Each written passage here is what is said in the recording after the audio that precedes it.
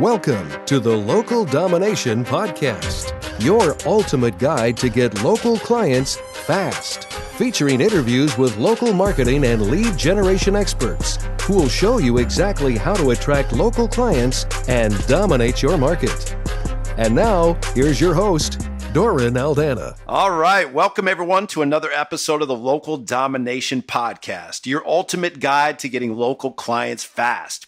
And this is your host, Doran Aldana, coming at you with another kick-ass episode with the one, the only, Candy Miles-Crocker. Just like Betty Crocker, but better. And Candy, there you go. Candy is a little something special that you guys will really appreciate in the sense that she comes from the real estate world, has 17 years of experience in real estate as a real estate professional, and she's got all kinds of success under her belt, kicking off with a bang with 14 sales her very first year, and just kept growing and going beyond that ever since her kickoff date. And she not only is great at what she does, she's not just a hero, but she loves making heroes and helping real estate agents really kick butt in their respective markets. She's got a book called The Reality of Real Estate available on Amazon. And her real zone of genius, the sweet spot where she's really dancing in her strengths, in her unique ability, is in training business owners on how to treat their business like a real business. And that might seem kind of trite, cliche, and simple, but it is indeed profound when you apply the mindset and the psychology behind it. So we're going to be unpacking that today, how you can really be showing up powerfully, profitably, and productively as a business owner with the right mindset. You want to have a big business, you got to treat your business like a big business. So we're going to get all over that today with the one, the only, Candy Miles-Crocker. So thank you and welcome aboard, Candy. Thanks for being with us. Thank you so much. I love that introduction. I'm going to steal it and record it and put it everywhere. There you go. Use it and abuse it. Like I said before we launched the recording, you can steal the first one. Next one's going to cost you. I'll pay up. That's right. Yeah, the bill's in the mail, baby. So all kidding aside, though, why don't we kick things off with a little bit of a background on who Candy is? I know some people, they're getting initiated. Perhaps this is their first crack at Candy, their first experience of who you are. So perhaps you could give a little background, like how did you get into the real estate game? And how did you learn how to be successful in the real estate game as a local marketing professional in the real estate game? So much so that you now are teaching it and helping other real estate professionals really light up their respective markets. Give us kind of a little background. Well, thankfully, I've had numerous jobs that I have loved. And so I started my career in advertising. So that's the first kind of foundation. And from there, I went into radio sales. In radio sales, you're selling radio airtime. So all those commercials you hear interrupting your favorite songs, that was because of people like me. And so after many years of doing that, I got married, had 3 kids, and I was the national sales manager. So that meant I had to travel a lot. And with 3 small children, you don't really want to travel because that's why you had kids, to be with them. Right. So I had to find another career. So unfortunately, I didn't do a lot of research on real estate, but I thought I'd be pretty good at it. And my husband suggested it. So I'm like, sure, I'll try it. Not the best way to go into a business, but I did it. But it's true. He was dialed in. You know, he knows your strengths. So it was, you know, it wasn't just a shot in the dark. So I trusted him. Right. So I trusted him, and so took my classes and prepared for it. So when I mean prepared for it, I mean I knew, like with any new startup, it was going to take some time to gain some traction. So before I left radio, I made sure that I had at least 6 months of living expenses in the savings account. So I was not going to quit until I had that cushion there, because I don't need stress in my life. I have 3 kids, so I don't need any extra stress. So I made sure I did that. And once I had that money, that's when I quit my other job. And just so you know, I've been a 100% commission person for like 30 years. So that up and down, that volatility didn't scare me at all, because that's what I'm used to. And that's why I knew I needed that 6-month cushion. Well, what I didn't know about real estate is that the first year, most agents only have one transaction. Right. And when I found that out, I was like, well, how do you live? So that's a good question. That's just not going to work for me because, we needed both incomes. So what I did was I looked around my office because you have to affiliate with the broker. The easiest part about real estate, let me just say this, is taking your pre-licensing class. And 95% of that you will not use ever again in life. Mm-hmm. So what they don't teach you is how to be an agent. They teach you the legalities of real estate, but they don't teach you how to run a business, how to get clients, what to say to clients. They don't teach you any of that. That's kind of like seat of your pants. Right. So it's important to affiliate with a brokerage that has a lot of training. Mm-hmm. And so that's what I ended up doing. I had a lot of training. I went to train. My office had training every Monday for an hour. And I put that on my calendar like it was a job, because it is a job. Mm-hmm. And the way that I got to 14 transactions my first year was to show up. Mm. And it sounds, again, like, of course you show up. But see, real estate is a double-edged sword because you have all this freedom. And most people who come from corporate America or a very structured job, like, oh, I have all this freedom. But then they don't know how to manage that freedom. Mm-hmm. So they don't show up. Mm-hmm. They think that someone's going to knock on their door at home or call them on the home phone and say, hey, can you help me buy or sell a house? And no one's doing that. Right. So you have to be in a place where people are calling for agents or coming in to see an agent. And that's in your broker's office. So I would be in my broker's office every day at 8:30 in the morning. Every day. I put myself on that schedule. You're not about to just mess around and wing it. You're in it to win it, So that's really the psychology of success. Is you can't just fly by the seat of your pants, hoping, wishing, and praying it's going to work out. You got to be all in, and that's what it sounds to me like. You're all in, and you're not about to just show up and just hope it's going to work out. Is that the idea? No, you can't, because hope is not a strategy. No, right? It's great for when you're in prison. It's right. great when you're in prison, but it doesn't make for a very good marketing plan. That's for sure. Right. And then 75% of new agents fail their first 5 years in real estate. That's a huge number of people, 75%. So I didn't have the luxury of failing. So I had to make this work. Mm-hmm. And, people think that, my friends or family are going to work with me because I'm so wonderful. And you are wonderful. But they know you don't know what you're doing. So they're not going to work with you. So they kind of avoid you for a while. Then when they resurface, they're like, oh, we just settled on our new house. And you're like, oh, you didn't tell me. Right. No, I'm not going to tell you. Right. So, it's like anything else. You just have to persevere and just know going into it that friends and family may not work with you. They may recommend you to, other guinea pigs, but they're not going to be your guinea pig. Right, because they know that pioneers get arrows in their backs, and they don't want to be one of them. Exactly. Right? And they know you don't know what you're doing. Okay, right, exactly. But the other part of it is that a lot of times they don't want you to know how much money they make, how much money they don't make, mm-hmm. what their credit score is, and all of that kind of personal information that they want to shy away. They want to keep you in a certain, area of their life, and that's not one of them. And so my first year with those 14 transactions, I had one friend who allowed me to help her sell her condo and purchase a new house. The other 12 were strangers. Right. Which means you had to go out there and hustle and beat the bushes for them. Yes. It wasn't about to come to you. You had to go to it. Yes. Right. You had to go. You were doing open houses. Like I said, you were coming into the office, sitting for floor duty, praying that the person on the other end was serious and not just giving you the runaround. Mm-hmm. There's a lot of dead ends, but you couldn't let that deter you, because every call was an opportunity to help somebody buy or sell a house. Right. And there's the key word right there, opportunity. And as people are listening to this right now, they come from different walks of life, different types of businesses, real estate agents, mortgage professionals, restaurateurs, neck snappers, chiropractors, dentists, you name it, right? Full spectrum. Right. And one thing we know for certain, regardless of where they come from and where they reside and what they do, they will face challenges. They will face turbulence. They will face obstacles. And that's just comes part and parcel with stretching for higher ground and setting a big goal to do something in your life and do a big something in your business. Right. it's going to come with big problems, big challenges. That's just how it works. The dream is free, but the hustle's sold separately. Right, and that word that you brought, opportunity, it's easy to gloss it over and say opportunity, opportunity. But what if we can actually take the challenges and turn them into opportunities? What if we can take the resistance and turn them into opportunities?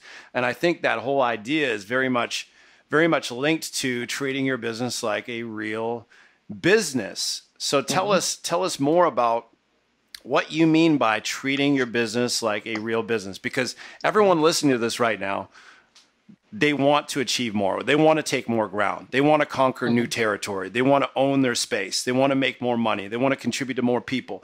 But then there's things called obstacles, challenges, problems. And that's what they're confronted with every single day, is trying to get over that resistance and over those friction points. How do they treat their business like a real business in the face of all that? Okay. Step number 1, showing up. Like I said before, put yourself on. That means putting yourself on a schedule.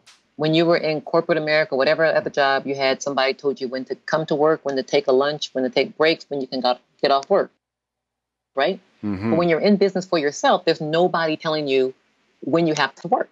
So you have to tell yourself when you're going to work, what activities you're going to do when you get to work, because just because you go into the office doesn't mean you're working. Right. So big difference between activity and productivity, right? Exactly. So when you're in the office, when I coach people, they say, oh, I go into the office. Okay, so what do you do in the office? Are you just gossiping with everybody else? Are you having coffee and, on Facebook? What are you doing?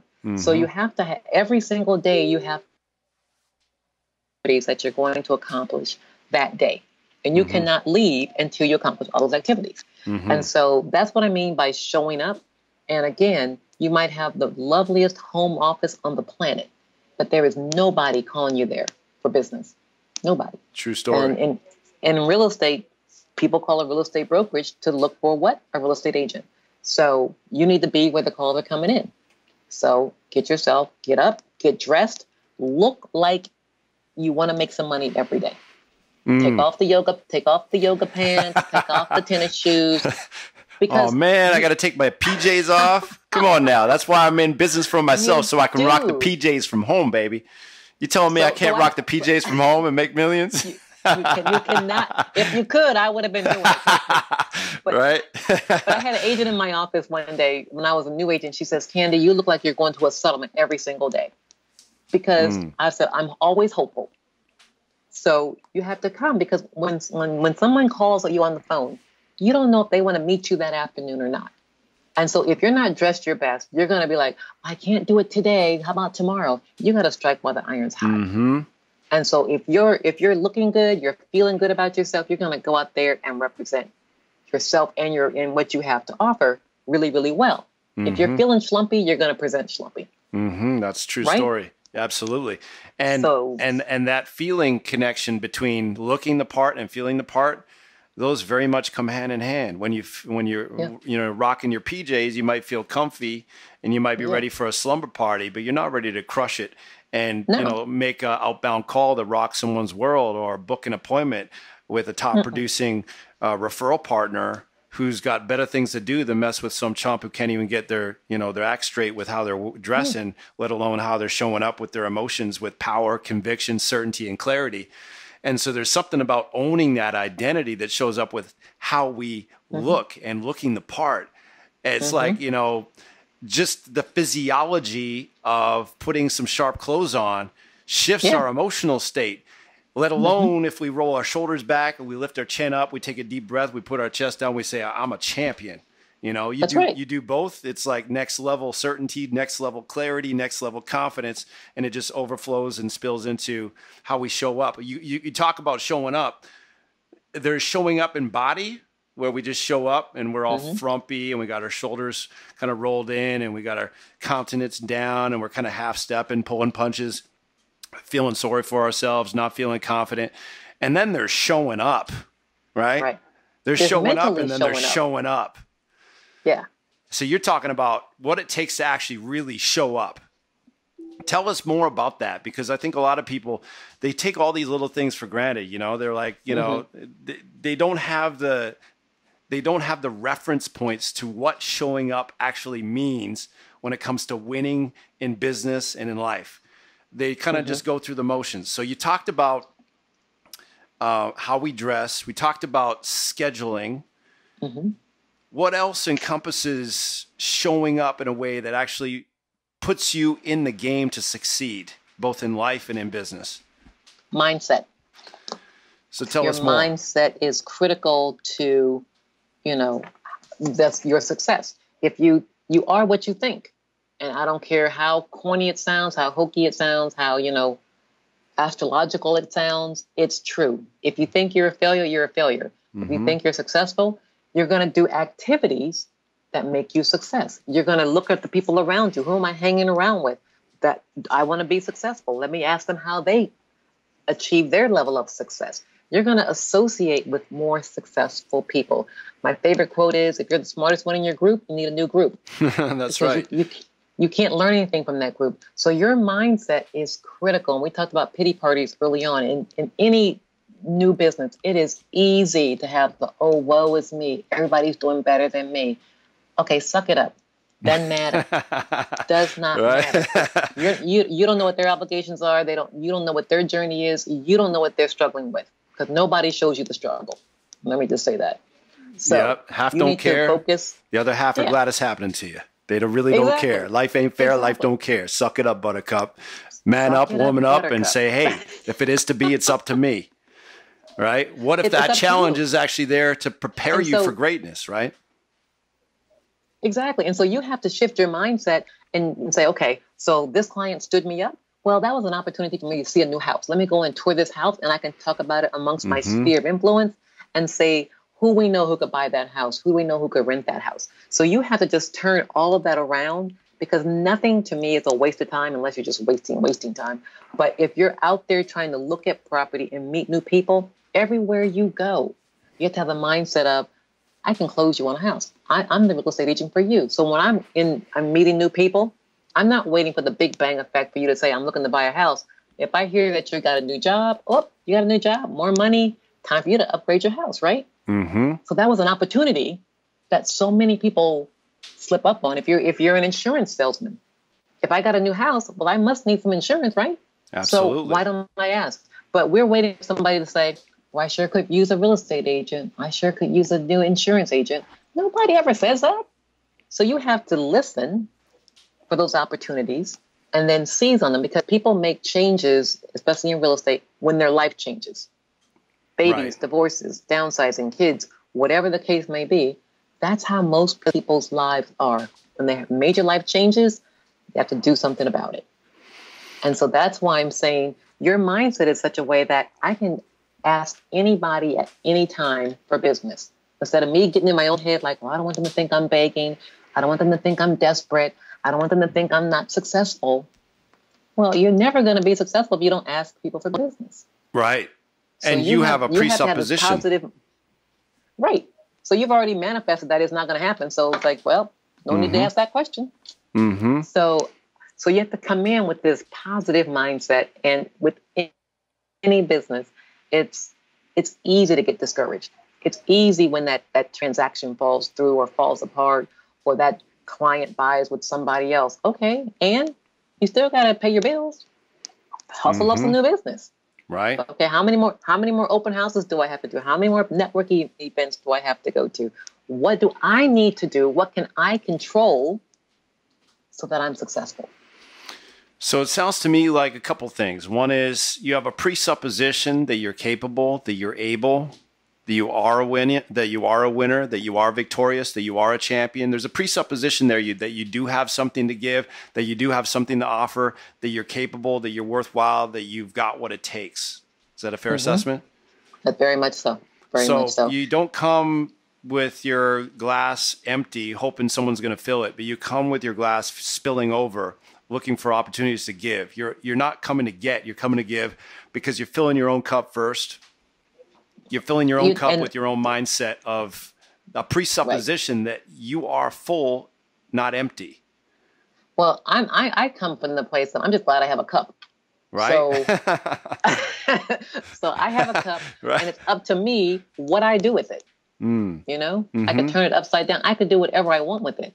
But I have a cup, so I'm going to go out there and I'm committed to my goals, my family, and doing what I need to do so that we're all successful. What do I need to do? And so many people think that somebody owes them something just because they're here. Entitlement syndrome. Nobody owes you. Yeah, I call it the original ED, entitlement disorder. But right, and it is a disorder. It'll create all kind of disorder in your life. You hold on to that. You're holding on to that, but we have to be committed in all the activities that we're doing to grow our business. And we have to look at your business and look at everything that you're doing in your business and ask yourself this question. Is this activity helping to grow my business? Is this activity helping me get to my goal? Is it or is it not? If it isn't, why are you doing it? Okay? So you have to figure out if I'm committed to this goal, if I have these goals over here, then what activities am I willing to do to reach these goals? If I'm not willing to do the work, then I have to readjust my goals, right? Yeah, and you really speak to accurate thinking, strategic thinking, intelligent thinking, but none of that will really happen until and unless we're committed to winning and we're all in.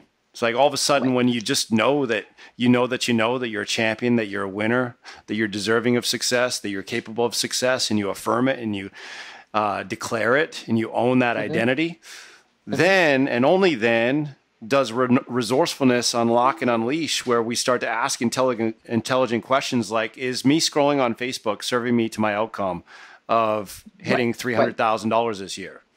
Right. No. Okay. I'm going to change my approach. Exactly. Right. It's like actually getting real with ourselves and saying, you know what, this is not serving me to my outcome.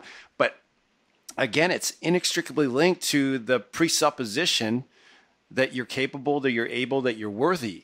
And that you have the identity of a winner. That you're worthy. Yes. That's so true. Rarely will our results in life exceed that which we believe we're capable and worthy of. And I think that's really what you're speaking to, is you came to the game with that presupposition that you're capable and worthy of winning. Is that a fair assessment? Yes. And you took ownership of that. You didn't leave it to chance. You claimed that for yourself. You decided to own that for yourself. Is that right? Right. Right. And that's part of the whole treating your business like a business. Because I didn't get into this business to break even, right? Just to, okay, I need this much money to live on so I can make that much money. Well, that's no fun. You're a business, so you need a profit, right? Yeah, and people will come into the game and say, well, what's realistic? And they let supervisors, or they let mediocrity, or they let, as one of my colleagues, Ryan Stuman, would say, the force of average to dictate what realistic is. And, I had a conversation with a client the other day, and he was talking about, I asked him, so if you could have it any way you want it in your life, in your business, in terms of income, how would you have it? How much would you be earning? He started off by saying, I'd be realistic. Let me just talk about what kind of income I would have that would be realistic. And I was like, what if that's the reason why you're struggling, and you've been struggling for 25 years, is because you've been realistic? Because, realistic is not inspiring. Realistic is mediocrity. It's average. Yeah. Right. You have to have like that big bodacious goal. Like you're like, wow, that kind of scares you. That is the most fun you'll ever have. It's like if you and the thing is, and what I do, I learned this from ninja selling. I write out that goal, 25 times a day for like 2 weeks. And that is so ingrained in my head after writing it out that there's no way I can't make it. There was just no way, because it's just in there. It's in the back of my head every time I do something. And it's the coolest feeling when you know that you can achieve this great goal. Yeah, and chances are one of the reasons why that worked is not because you're just writing it down like it's something you want to achieve and you're feeling, oh, I don't have it, but I want it and I'm striving for it and I'm grinding for it. But chances are the reason why that worked for you is because you're writing it down. And again, it's that presupposition. You're presupposing you already have it. You're claiming it for yourself as if you already have it. You're glorying in the joy of it. You're glorying in the thrill of it as if you already have it. And that's why it worked, because you're actually stepping into it and claiming it like you already have it. That's right? That's exactly how I write it. I write it as if I've already gotten it. Bingo. So most people, they hear I wrote my goal down every day and they'll write it like I will, or I can, or someday I will achieve. blah, blah, No. blah. Right? Oh my gosh. Right? But, you know, these are the little nuances of the psychology of success most people don't understand. Right. They write about it as if it's third party someday, as opposed to I have it now. I write about it almost like it's in past tense. Mm-hmm. My gosh, it felt so good to achieve this and this and this in 2019. Right. And it feels so good to know. Oh my gosh. Present and past for sure. Certainly not somewhere in the future. No. And you have to do that every single year. And like I said, every year is a little different, but you have to believe, again, you have to believe that you can do it. If you write it and don't believe it, then it's just a waste of time.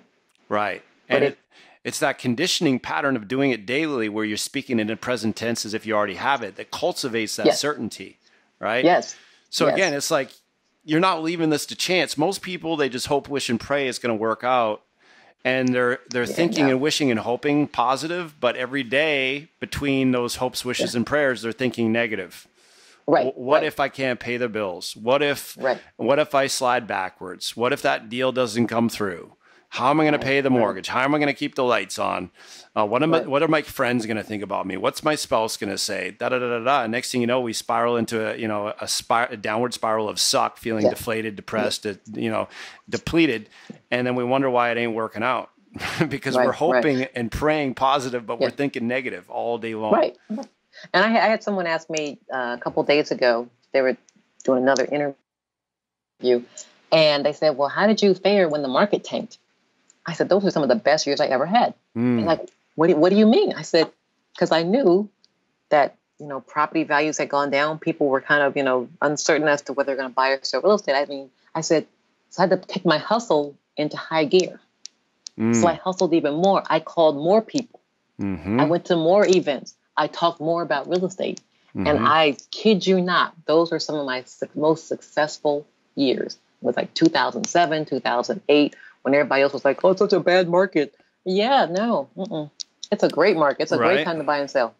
While everyone else is, whining, sniveling, complaining about the market going down the toilet, you said, I don't care what the market's doing. I create my own freaking economy. I'm not letting the market dictate my future. I'm not letting the market dictate my family's future.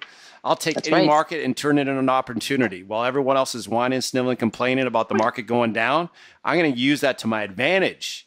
And I'm going to create my own market, my own economy, because it's not about the market. It's about my marketing. It's about my mindset. It's about my work ethic. Absolutely.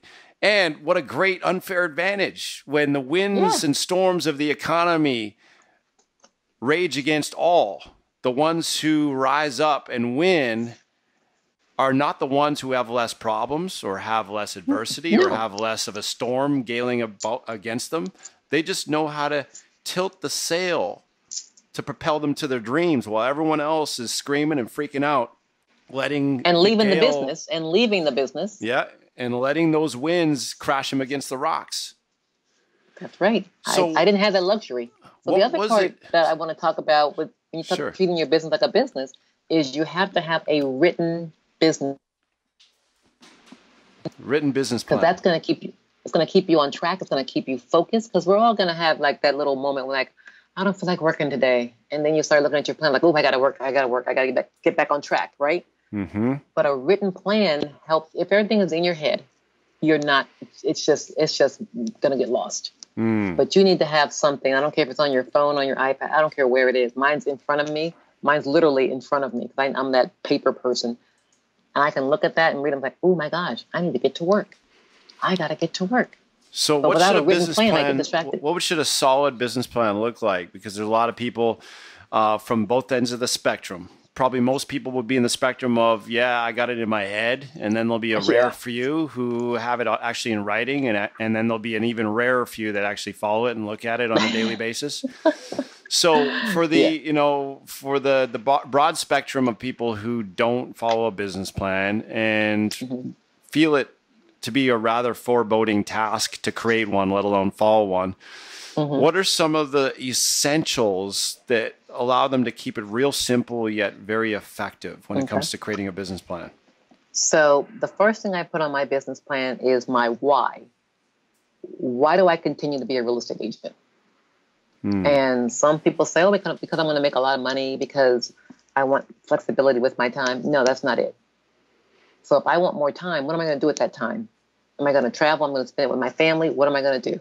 So you have to be very specific and visualize what you're going to be doing with that time and money. Why are you doing this? What's going to get you out of bed every day to get you to your goal?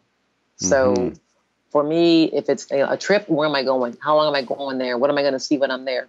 Oh, I can visualize that, because when I'm doing my activities, I'm like, yeah, I'm going to be going to Switzerland. I'm going to be staying here. I'm going to have a great time, right? But if I don't know my why, but to get more time, tomorrow I'll get more time, right? There's no incentive in just time and money until you visualize it. So to me, that's the number one thing on a business plan. The second thing is know what your expenses are. When I talk about knowing your numbers, how much money do you even need to make? Most people don't know. We just spend money and we just pull random numbers out of the sky like, I want to make $100,000 because it sounds good. Maybe your life costs you 120. You're already behind the 8 ball. So you need to know what your expenses are. And then how much of those expenses are you responsible for? Do you have a significant other, a spouse who, you're 50-50, whatever that is? Know the doggone numbers. And then know what your profit wants to be. Okay, if it costs you $100,000 to live your fabulous life, then you're breaking even by making $100,000. So what percentage? You want to make 30% profit on top of that? Know your profit and have a profit, please. Don't be in business just to break even. That just doesn't even sound right. Yeah, that I mean, even though it has the word even in it, it will definitely not have you feeling even emotionally. It'll have you feel over the Richter scale, stressed out, burnt out, frustrated. Right. And you have no cushion. You have no rainy day fun. You have nothing. So that's just no fun. And so then know what your marketing budget is going to be. So when you write your business plan, right next to that, you have to have your marketing plan, because those two go hand in hand. Without marketing, you're not going to have much business. That's just simple. And then once you do that, what activities do you commit to do daily, weekly, monthly, quarterly, and annually? And that's the big piece, right? Yeah. Is the routine. Everyone wants a champion level result, but very few people are willing to enact a daily champion level routine. I have a friend who said, everybody wants a job, very few want to work.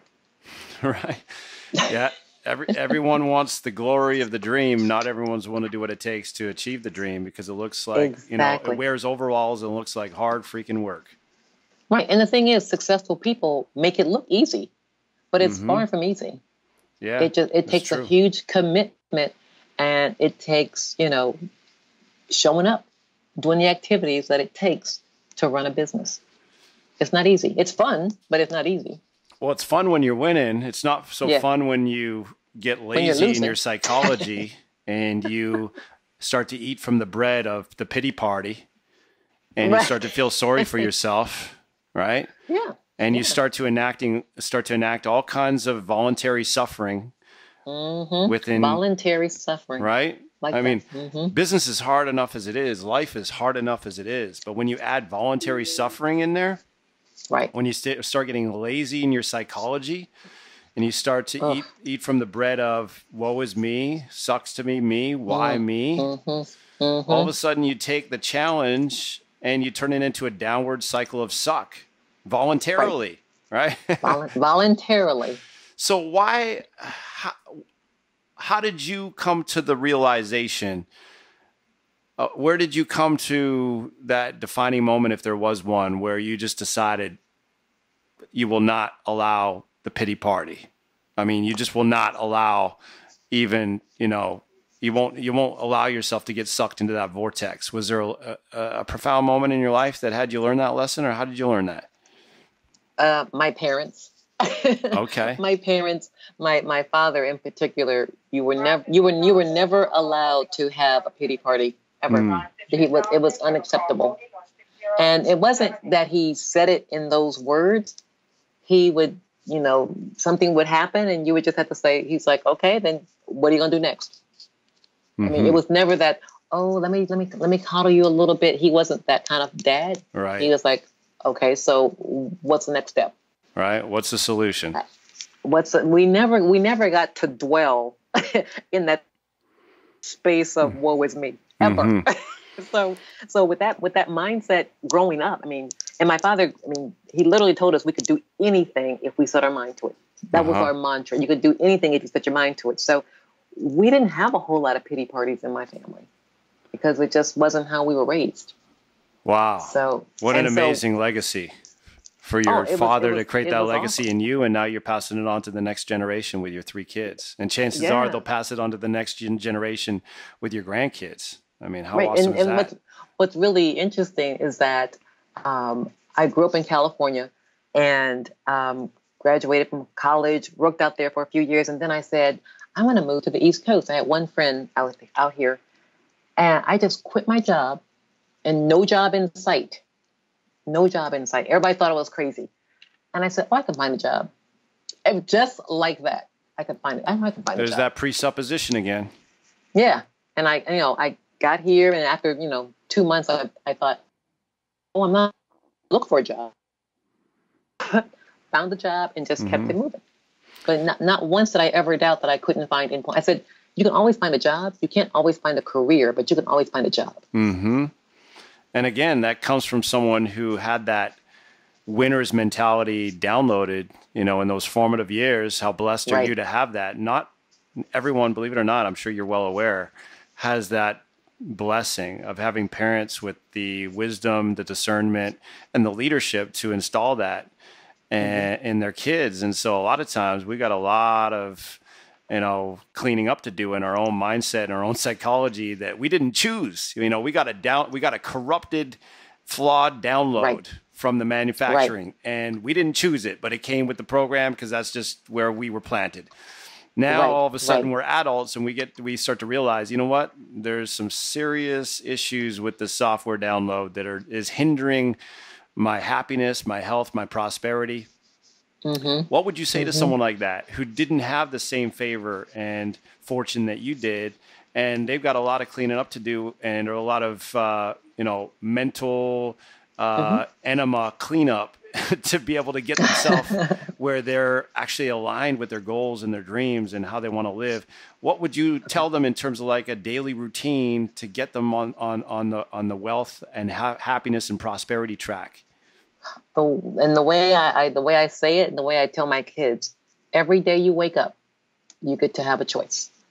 You have a choice if it's going to be a great day. You have a choice if it's going to be a not so great day.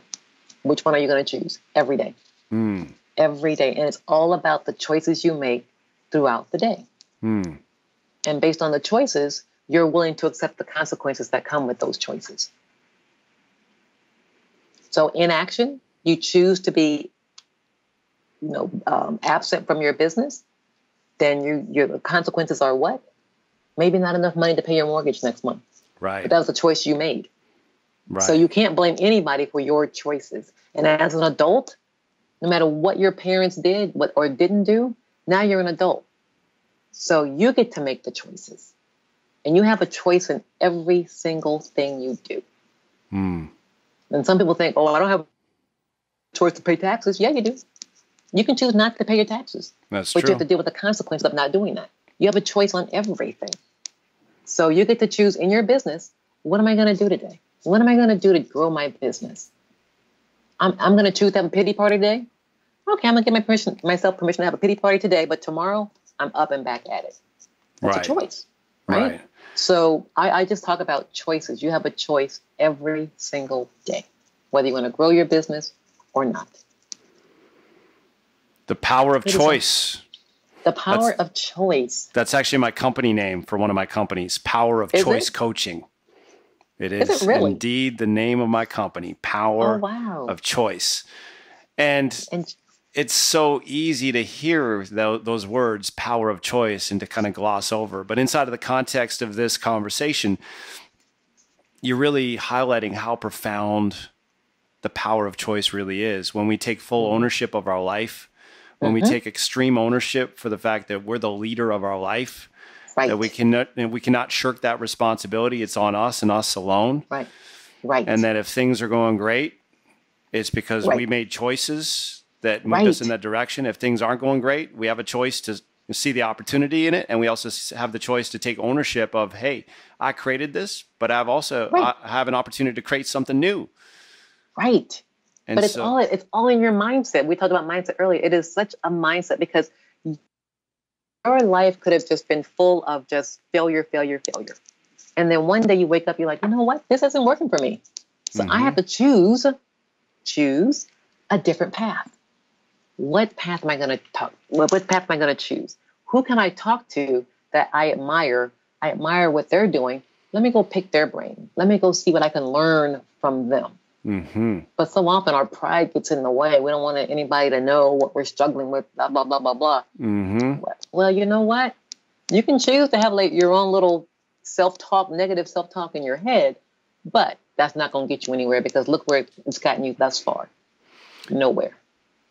Yeah, I really, really, really love not just the concept of this extreme ownership and this self-leadership and this power of choice that you're highlighting and you're bringing to light, but I really love also the simplicity of it. It's just so simple. It's like, it's just the presupposition of I can have it any way I want it. If I want it bad enough and I'm willing to pay the price. And if I don't settle, it's really that simple. I can have it any way I want it if I do not settle. And if I'm willing to pay the price, period. Right. What am I willing to do to get there? What am I willing to do? Yeah. And it's just that simple. And it's going to be hard either way. It's like Jim Rohn said. He said, you're going to pay the price either way. You're going to either pay the price of discipline, which weighs an ounce, or you're going to pay the price of regret that weighs a ton. Choose your pain. You're going to have pain either way. Yeah. Positive pain or pain that causes you to be perturbed and disturbed. And here's the other thing that people need to realize is that time marches on, right? So whether you're active or inactive, guess what? Time is not going to wait for you. So if you don't come to the realization now, 6 months from now, you're going to be like, why didn't I do this 6 months ago? Mm-hmm. Take action now and don't waste time of what you're doing because what you're doing is not working. Yeah, and that really speaks to, people say, I want to get more motivated. I do more things if I was more motivated. What I struggle with is motivation. What I struggle with is procrastination. If I could just stop procrastinating and if I could just get a little more motivated, then I would take more action. I get this stuff done. But what people don't realize is that the way you get motivated is doing it in spite of the fact you're not motivated. Right? It's like the guy who's cold and shivering and chattering his teeth. He's freezing his butt off and he's in front of a fire and he's got all these logs, but he tells to the dwindling fire, I'll give you more logs if you'll just first give me some more heat. Right. Not going to work so well. And here's the other thing, that nobody can motivate you to do anything. No one. They can inspire you to do something, but they cannot motivate you. That comes from within. So if you're looking for somebody else to motivate you, it's not going to happen. It's just not going to happen. Yeah. That comes from your own self-drive and all that. Mm-hmm. I can inspire you. I can give you an inspired talk. I can give you tools to use. But if you don't do anything with it, hey, it was a good talk, wasn't it? Mm-hmm. What? No, it was just inspiring in that moment. But if you're not motivated yourself to do anything with that inspiration, that's all on you. And that's where that why piece in your business plan comes in. What's your why? Yes. What is it that you're wanting to create in your life? What's important to you? When you achieve it, what's that going to feel like? Is that worth paying the price every day to make that dream real? And the coolest thing is when you visualize it as if you already have it, you feel the joy, the glory, the victory, the motivation, the thrill, the excitement, the passion, the gratitude, as if you already have it along the way. You're not achieving to be happy. You're happily achieving. Right. That's true motivation, is when you already feel like a millionaire. You don't have to wait to have $1 million in the bank. I already feel like a millionaire because I glory in it every day. Right. And the other part of it is it doesn't have to be a monetary why. Right. When I first got into real estate, my goal was to spend more time with my children. Right. So my youngest son at the time, at my first year in real estate, in the school year, we're at a soccer game. He looks at me. He's like 6 years old. And he looks at me and says, Mom, did you know you didn't miss not one of my soccer games? And I'm at that moment, I was successful because he realized it. I didn't know he realized it, but that was my goal. It's like a volunteer in their classroom, go on the field trips, go to soccer games, do all of that. But he noticed it. And he said it. You didn't miss not one soccer game. Man, that's beautiful. I'm getting goosebumps right now because that's the essence of real life and real success is deciding what's important to you, deciding what's important to you and making that dream real, whatever it may be. And I love the fact that you set a goal that you can look back upon and know it goes beyond just money in the bank. Because let's be real, the things in life that are most important are the things that money can't buy. Right. You know, being able to have the quality time with our kids, quality time with our spouse, to be the leader, the difference maker, the contribution conduit, the blessing that we're called to be in our homes, in our workplace. You can always stack up more paper, but you can never, you can never, ever change. When you take your last breath, you can never change the legacy you left by who you became and who you are day to day with those you love. Exactly. So I love that you chose that as a goal, because that really speaks to who you are as a mom and who you are as a leader and who you are as a difference maker in your home. That's beautiful. Thank you. Thank you. And my kids are now in their 20s. And when I was taking my son down to Florida State, one of his roommates said, you have an unusually close relationship with your family. And my son's like, yeah, I like them a lot. They're really cool. It's beautiful. And so we're still very, very close. And I think part of that is just the time my husband and I devoted to being a family. Mm-hmm. And fighting back the weeds and fighting back the resistance and fighting back the complacency and fighting back the neglect that can so often steal that legacy. So you did that work day in and day out. So I salute you for that. Thank you. And I also made money in the meantime. Yeah. So you can have both. You can have it all. Have both. You can have it all. If you don't Just settle. do the work. Don't settle. That's it. It's a choice, right? Settling is a choice. It is. Yeah. So I choose not to settle. Well, I really want to just salute you and appreciate you for coming on this podcast and sharing your heart, sharing your life, sharing your wisdom. I love how you show up. You know, we're talking about the importance of showing up. I love how you lead by example in that respect. I love how, you know, you're not just speaking to the mechanics of business, but you're speaking to the mechanics of a marvelous life. And you're leading the way, you know. So I just want to salute you and I appreciate you very much for that. Thank you so much. I'm a work in progress. I try every day to get better and better. Well, as I told you when we got on the call, I said I'm great because I woke up. Because when I wake up every morning, I have another opportunity to get it right. That's it. And we don't seek perfection. We seek progress. And you're most definitely doing that. So this was awesome. Thank you so much. Well, it's been a pleasure, a delight, and a privilege. How can people connect with you? I know there's going to be people that love your energy, love what you've been sharing. They're picking up what you're putting down. How can they connect with you? What's the best way for them to reach you?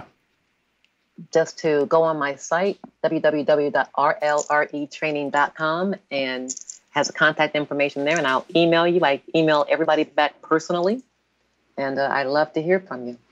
Awesome. So again, for those of you who missed that, that's rlretraining.com. That's real life real estate training.com. rlretraining.com. If you're in the real estate space, you got to be knowing, you got to be reaching out with Candy, because she'll be putting more dollars in your wallet, more joy in your heart, and showing you how to rise up and to take new ground and to dominate your space like never before. If you don't know now, you know. Candy Miles-Crocker, ladies and gentlemen. It's been a pleasure, Candy. Thanks for being with us. Thanks again. It was my honor. And likewise. Well, thank you so much for listening, everybody. Thanks for joining us for another episode of the Local Domination Podcast, your ultimate guide to getting local clients fast. So if tips galore that help you soar is what you adore, know this, we got more in store. Remember, nothing happens without implementation. So in the meantime, in between time, go forth, engage. It's time for Operation Domination.